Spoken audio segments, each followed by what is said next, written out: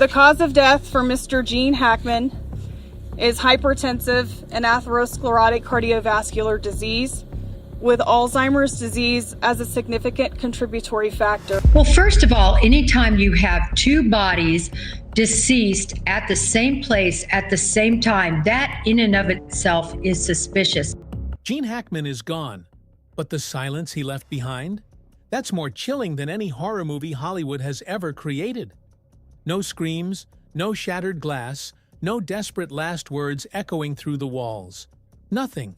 Just a house swallowed in a darkness so thick it seemed to breathe. No surviving witnesses, except for three creatures who saw everything. They can't speak, but they remember. Their eyes, once bright with life, now haunted by something only they understand. Bear, Nikita, and Zena. Three dogs who lived in the house where Gene Hackman and Betsy Arakawa spent their final moments, but only two survived. The third, Zena, was found curled up in a closet, her lifeless body telling a story no one bothered to read. Bear and Nikita, the only ones left breathing, weren't the same anymore. Their bodies trembled at the slightest sound. They flinched at shadows that weren't there. Their mournful howls, echoing through the Santa Fe night, were the only sounds that remained in a house where everything had gone silent.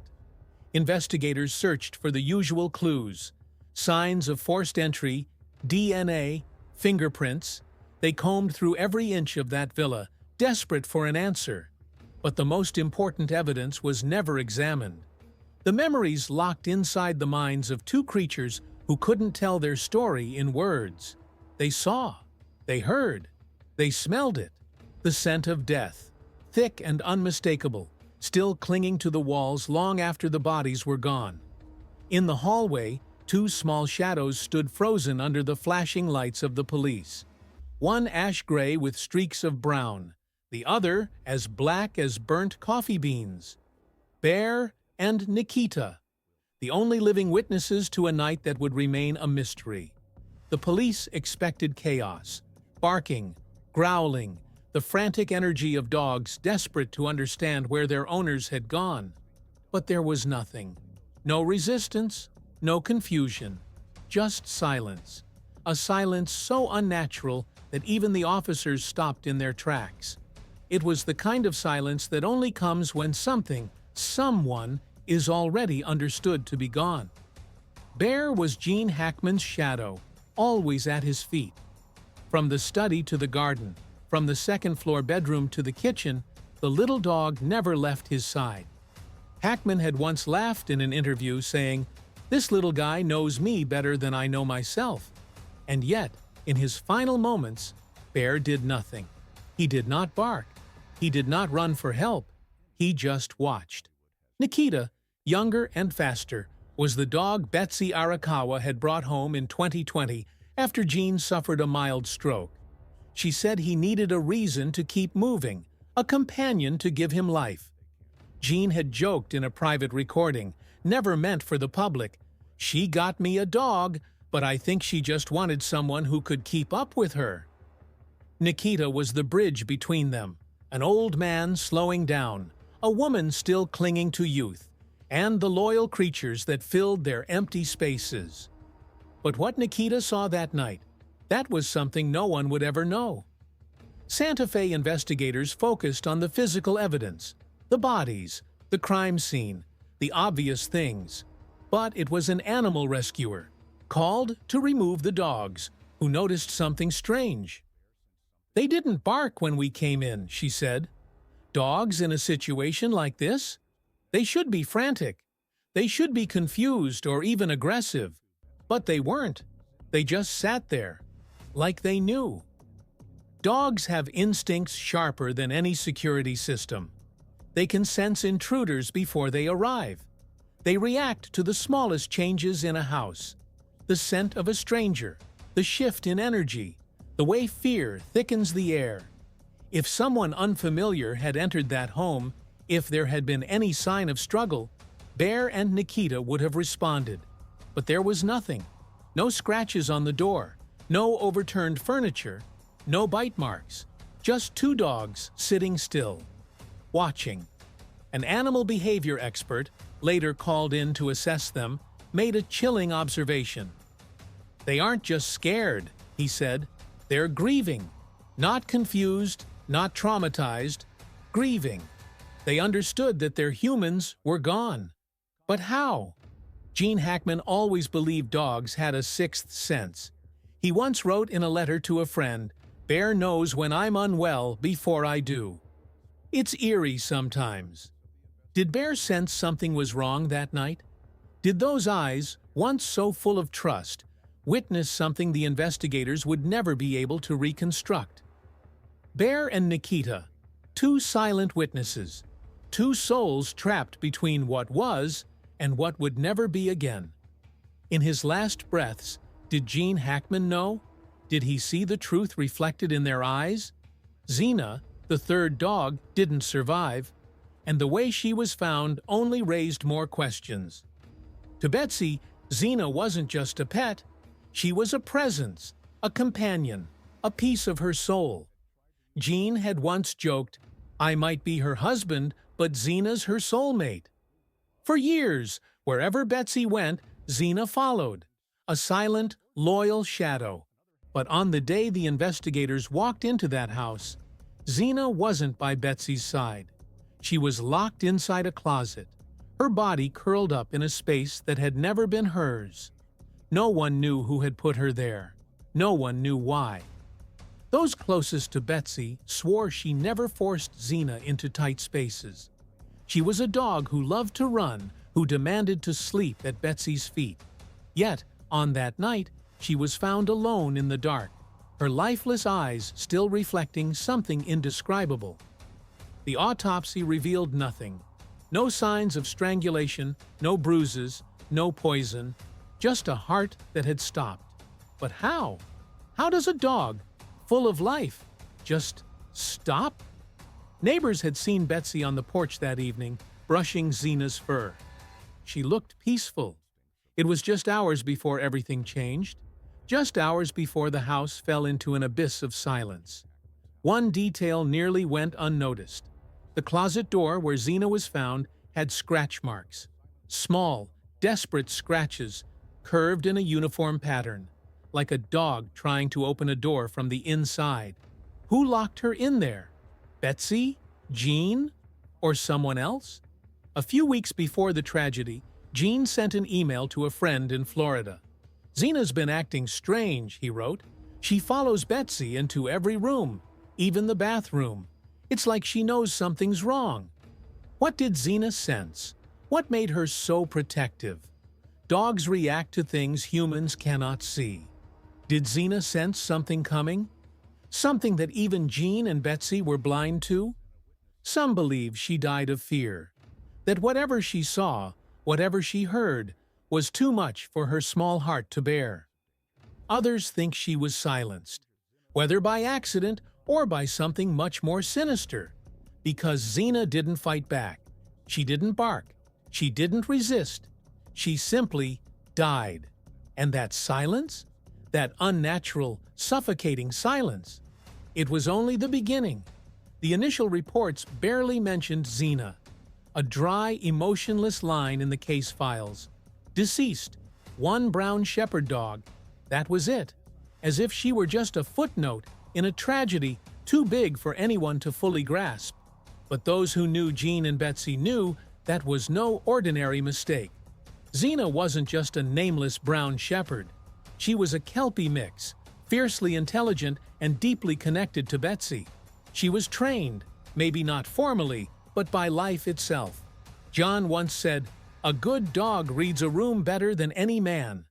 And Zena? She read everything. Yet, despite her importance, no one performed an autopsy. No toxicology tests. No forensic analysis. She was found, noted, and discarded from the investigation like a forgotten relic. No one thought to ask why she died when Bear and Nikita survived. No one questioned why a dog as sharp as Zena didn't run, didn't bark, didn't fight. A seasoned investigator later admitted, "That was our biggest mistake. We should have checked. We should have known." Zena's death should have raised alarms, But it didn't. Instead, it erased a vital witness, and maybe that was exactly the point. Meanwhile, Bear and Nikita remained silent, their eyes carrying the weight of something no one could understand.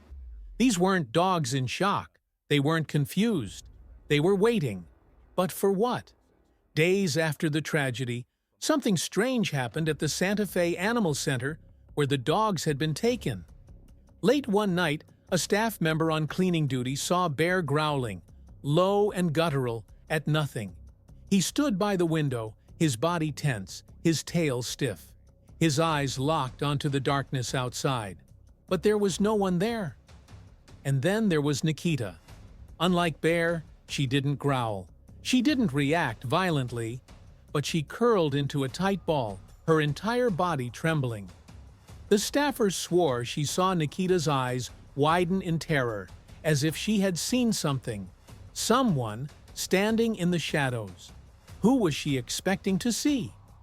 When experts were brought in to analyze the dogs, their reactions raised even more questions. Bear had an unexpected response when certain men entered the room. He would stand still, his body rigid, his ears pinned back. He didn't bark, didn't lunge, didn't show aggression, but he watched. His stare was unrelenting, unsettling. It was the look of a creature that recognized something. Nikita, on the other hand, had a different reaction. Whenever a man in a hat entered, her breathing quickened, her tail tucked between her legs, her body pressed against the nearest wall. It wasn't random. It was a conditioned response, something that happens when a dog has formed an association between a specific image and something terrifying. So what did it mean? It meant that somewhere in the deepest part of their memory, in the moment that changed everything, there was a presence so familiar that Bear did not attack, and so terrifying that Nikita could do nothing but shrink away.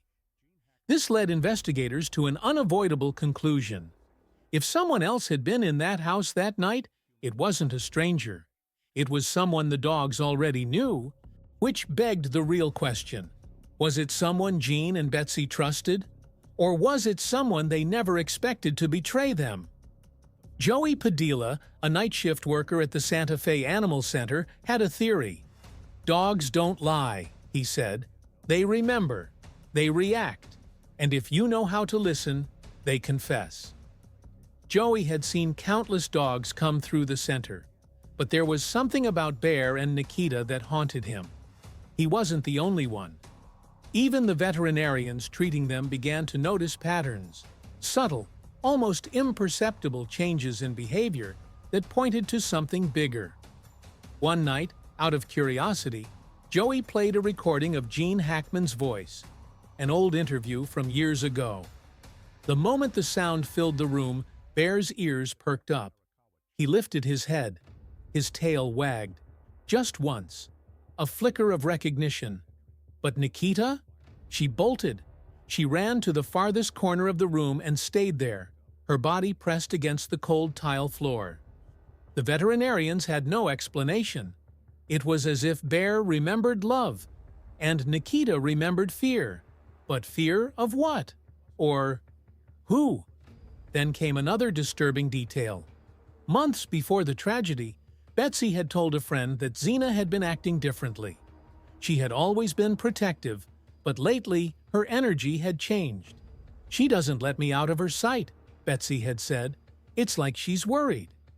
More than once, Zena had barked into the night, urgently, obsessively, not the warning bark of a dog who senses a passing stranger. This was something else, something deeper. A few nights before it all happened, Betsy had even joked, "Maybe Zena knows something I don't." But what if it wasn't a joke? What if Zena had seen something? Or worse, what if she had recognized something? Her reaction at the animal center, tense growls, defensive postures, unease around certain people, wasn't random, and neither was her death. Because if Zena had been silenced, it wasn't because she was weak, it was because she knew too much. And just like that, the possibility that no one wanted to face became impossible to ignore.